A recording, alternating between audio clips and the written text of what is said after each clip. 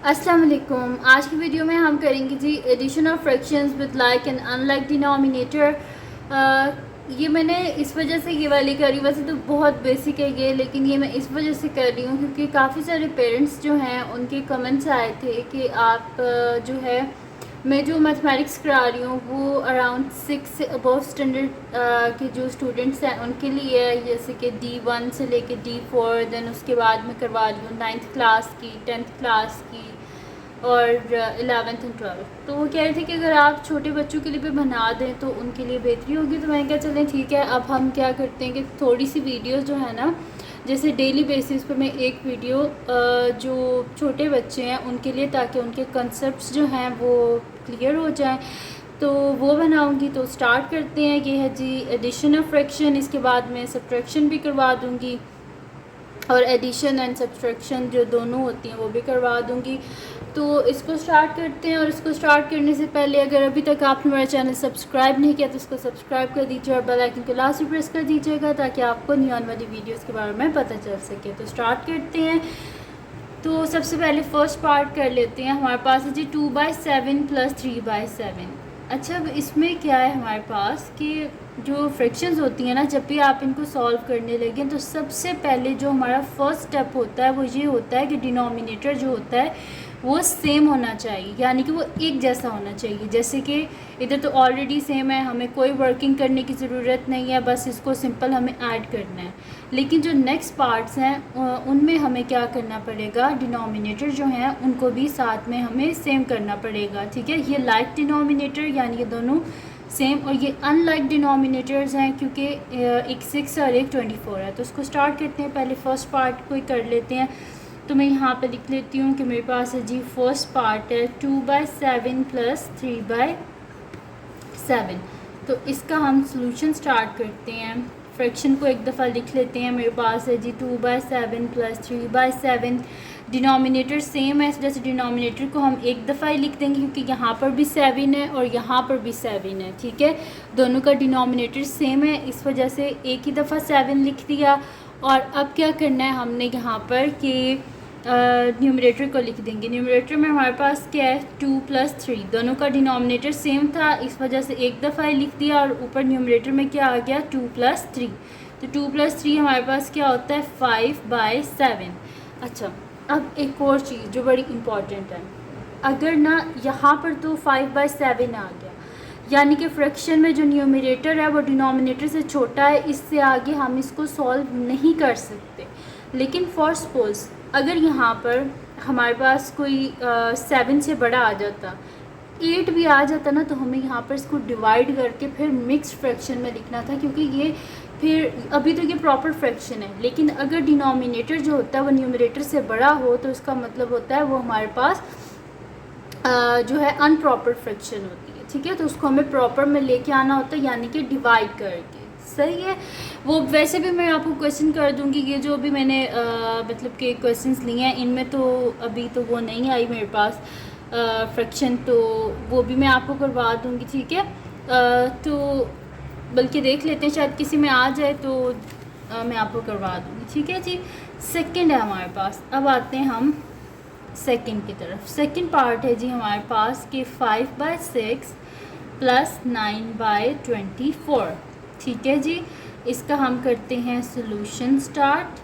हमारे पास फ्रैक्शन को लिख लेते हैं। हमारे पास है 5/6 और 9/24। अब यहाँ पर 6 है डिनोमिनेटर में और यहाँ पर क्या है 24।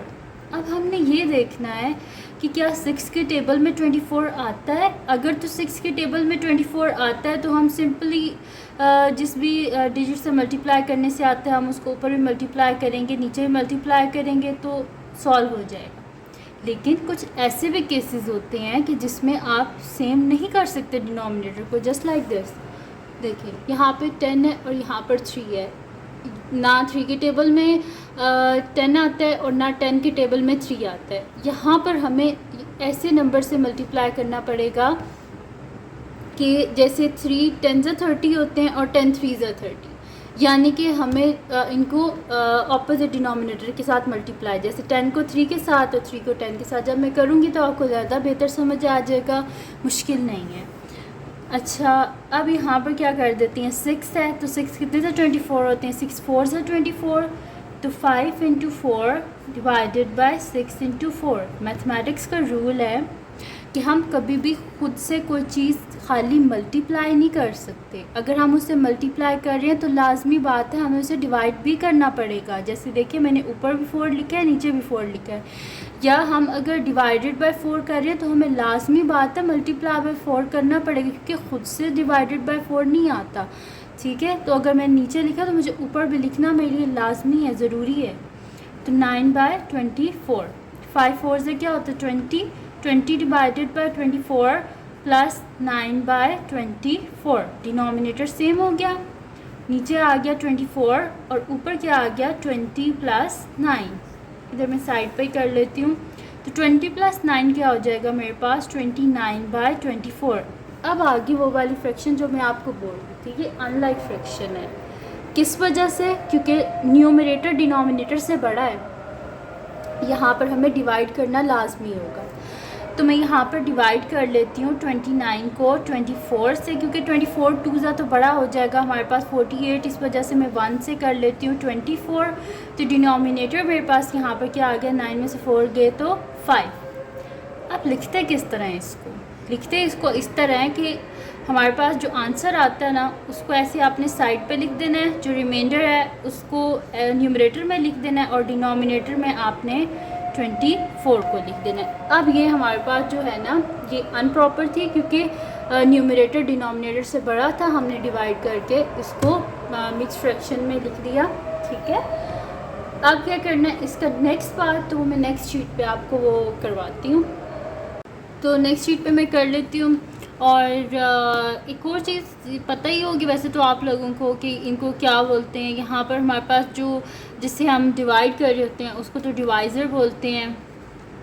ठीक है जी, डिवाइज़र। और जो आंसर आता है उसको हम क्या बोलते हैं, क्वोशंट बोलते हैं।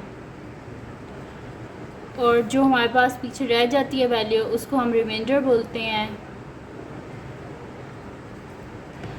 और जो डिवाइड हो रहा होता है नंबर, इसको मैं एरो अप करके यहाँ पे लिख देती हूँ, ये हमारे पास होता है डिविडेंड।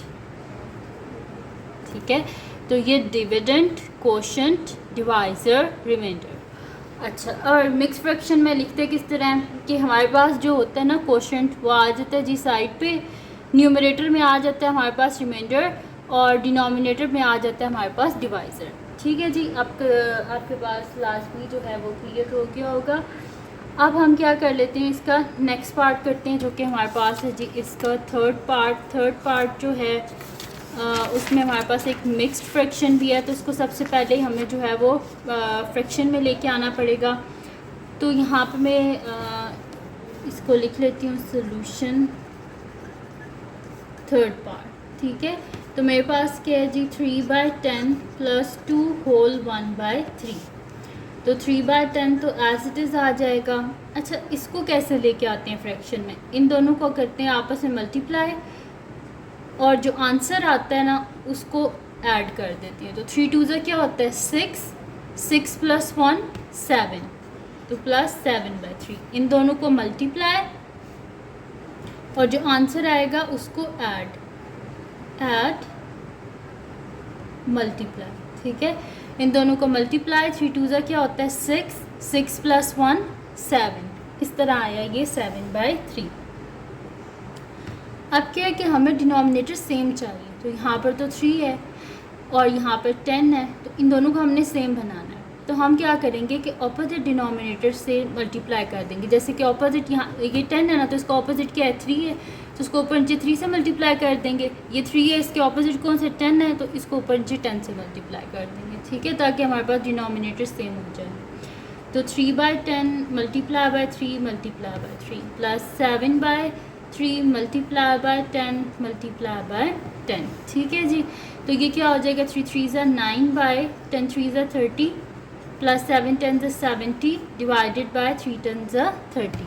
तो यहाँ पर मेरे पास क्या आ गया 9 प्लस 70 डिवाइडेड बाय, मेरे पास क्या आ जाएगा, दोनों का डिनोमिनेटर सेम है ना, तो जैसे एक दफ़ा नीचे लिख देंगे 30, तो मेरे पास क्या आ जाएगा 79 डिवाइडेड बाय 30।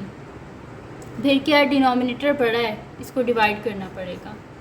तो 79 को हम 30 से डिवाइड कर देते हैं, तो 33 ज़ा तो 90 हो जाएंगे, वो तो बड़ा हो जाएगा, तो 2 से कर लेते हैं। 32 ज़ा 60, 9 में से 0 गए तो 9, और 7 में से 6 गए तो पीछे क्या बचता है 1।